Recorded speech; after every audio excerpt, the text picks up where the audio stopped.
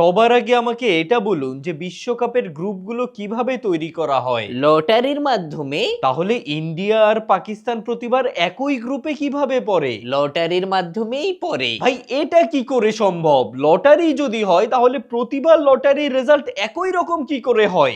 সত্যি বলতেছি, লটারির মাধ্যমেই গ্রুপ নির্ধারণ করা হয়, শুধু লটারির ধরনটা একটু ভিন্ন।